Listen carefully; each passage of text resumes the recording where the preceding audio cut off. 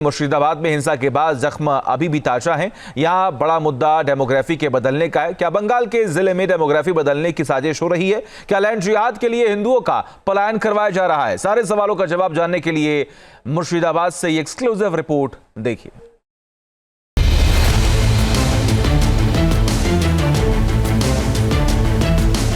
वक्फ कानून का विरोध जब हिंदू विरोध में तब्दील हुआ तो हिंसा की ज्वाला में जलने लगा मुर्शिदाबाद। 11 अप्रैल को हिंसा भड़की थी, इसके जख्म अभी गहरे हैं। दुख, दर्द और पलायन का खौफ। केंद्रीय मंत्री और पश्चिम बंगाल के बीजेपी अध्यक्ष सुकांत मजूमदार जब मुर्शिदाबाद पहुंचे तो वो हिंदू समुदाय की इसी बेबसी से रूबरू हुए। सुकांत मजूमदार ने पूरे मुद्दे पर न्यूज नेशन से एक्सक्लूसिव बातचीत की। पश्चिम बंगाल में ममता बनर्जी ने इस हालत में स्पेशली मुर्शिदाबाद में बना के रख दिया है कि बांग्लादेश जैसा स्थिति यहाँ पे हो चुका है। तो स्वाभाविक है, बांग्लादेश में जैसे हिंदू पलायन करते हैं यहाँ पे भी पलायन कर रहे हैं। तो इसका वापस लाने के लिए क्या भरोसा आप वापस सबको मैं आग्रह करूँगा वापस आए, अपनी ज़मीन छोड़नी नहीं चाहिए। और अगली 26 की इलेक्शन में ममता बनर्जी को उखाड़ के फेंकेंगे तो सारे दंगे हंगामे सब बंद हो जाएंगे। उनके मन में जो डर बैठ गया है उसको आप कैसे बाहर निकालेंगे? देखिए, वो डर तभी बाहर होगा जब बीजेपी की सरकार बनेगी। मुर्शिदाबाद में सवाल सिर्फ 11 तारीख की हिंसा का नहीं है, यहाँ सवाल बदलती डेमोग्राफी का है। यह सवाल लगातार गांव में बहुसंख्यक से अल्पसंख्यक होते हिंदुओं का है। ऐसे ही गांव में जब न्यूज नेशन पहुंचा तो हमें ये मंजर नजर आया।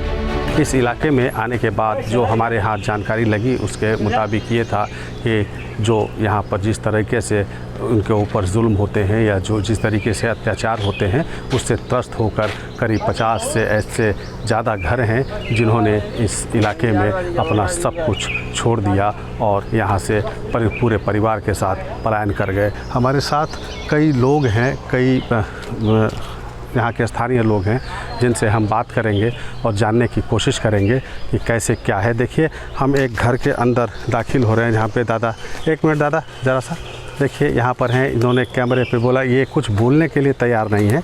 तो आप दहशत किस कदर घर किया है इन लोगों के दिल में, ये आप देख सकते हैं। कोई बोलने को तैयार नहीं, खौफ के साए में सिमटी खामोशी है, सवालों का सन्नाटा है। इस सन्नाटे का जवाब जानने के लिए हमने लोगों से बातचीत की कोशिश की। सबसे पहले हमें मिले भरत लाला, जिन्होंने हमें बदलती डेमोग्राफी और इसकी वजहों के बारे में बताया। भरत जी खुद पीड़ित हैं, यहाँ अभी जमीन बेच चुके हैं। दादा, इस इलाके में कितने हिंदू हुआ करते थे पहले?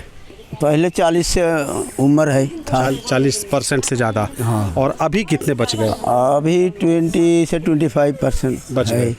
तो जो 25% भी अभी तक जितना अत्याचार लग रहा है हिंदू मुसलमान में, और वक़ा बोर्ड का भी दुआ देके हिंदू के ऊपर जो जुल्म चलता है, इसी से कुछ भागना ही चाहिए जरूर। भाग गया थोड़ा तो अभी मालूम नहीं, हम दे देगा अभी कितना जाएगा, कम से कम 5-7 दिन के बाद मालूम हो जाएगा जो कितना भागा यहाँ से।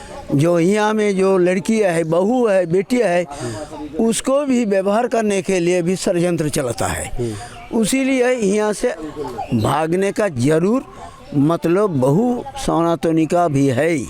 देखिए, ये कह रहे हैं कि जिस तरीके से इन लोगों की आबादी मुस्लिम आबादी इस इलाके में बढ़ी है, तो उनकी आबादी जैसे जैसे बढ़ी वे हिंदू परिवारों पर अत्याचार उनके शुरू हो गए। जैसा कि यहाँ के स्थानीय लोग बताते हैं कि घर की महिलाएं और बेटियों पर भी उनकी बुरी नज़र होती है और इनके ज़मीन वो ख़रीद रहे हैं और इनकी बस्तियों में अपना बसेरा भी बसा रहे हैं।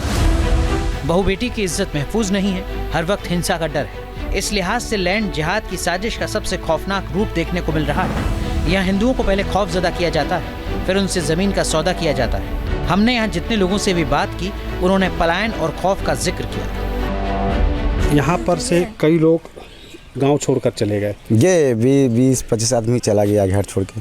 20-25 आदमी चले गए ये इसी अत्याचार से। इधर से हो जो भय लगता है, डर लगता है, जहाँ शांति मिलता है उधर चल जाता है, वहाँ भी रहता है। अभी गया नहीं है हिंदू, अभी भीतर में भय है।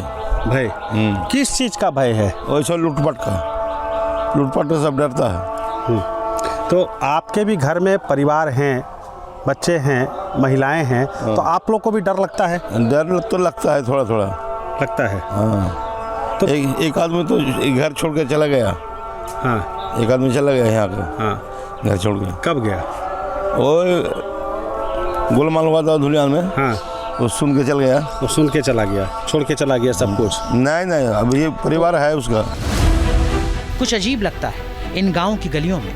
पीढ़ियों से यहाँ रह रहे हिंदुओं के लिए लगता है कि अब यहाँ कुछ भी स्थायी नहीं है। कब जमीन जायदाद चली जाए कहना मुश्किल है। महिलाओं की स्थिति तो और भी खराब है।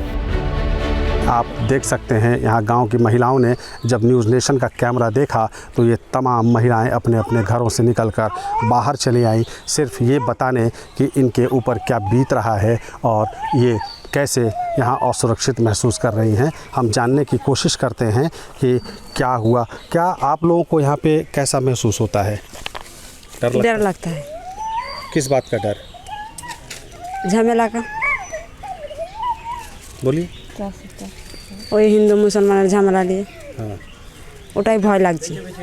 বেঁচে বেঁচে হিন্দুদের উপরে অত্যাচার করছে সেই পুরা বাইরে হ্যাঁ, আছে। ছেলেরা নাই বাড়িতে, বাইরে আছে। আমি একা বুড়া থাকছি। মানুষ, খাটতে জানি না, কিছু করতে জানি না, ছেলেগুলা চলে যেতে ভয়ে মরছি।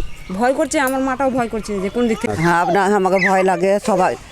এখানে কয়টা লোক আছি, এখানে তো কেউ নাই, আমরা কয়টা বাড়ি, আমরা ভয় দেখাই, মুসলমান এসে আমরা ভয় দেখাই। হ্যাঁ, কি ভয় দেখায়? ওই দেখাই তোরাকে মারবো, তোরাকে কাটবো, তোরাকে রেখে হিন্দুকে রাখবো না, এখান থেকে তাড়িয়ে দিব, এইভাবে বলে। इस इलाके की तस्वीर को देखकर हैरानी होती है। ये कैसा हिंदुस्तान है जहां हिंदू हर पल खौफ में जी रहे हैं, पलायन को मजबूर है। क्या इस इलाके में हिंदुओं के खिलाफ जारी जिहादी साजिश कभी खत्म होगी या ये सिलसिला हमेशा चलता रहेगा? Uttam Vats, news nation, Murshidabad.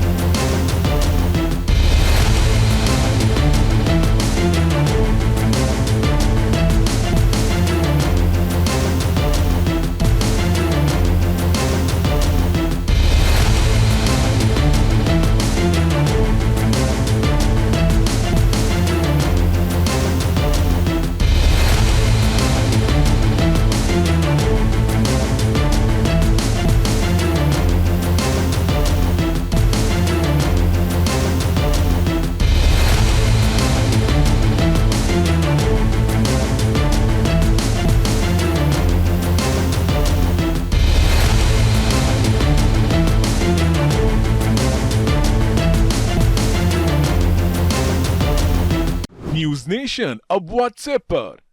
खबरों के ताजा अपडेट के लिए न्यूज नेशन के इस QR कोड को स्कैन करें।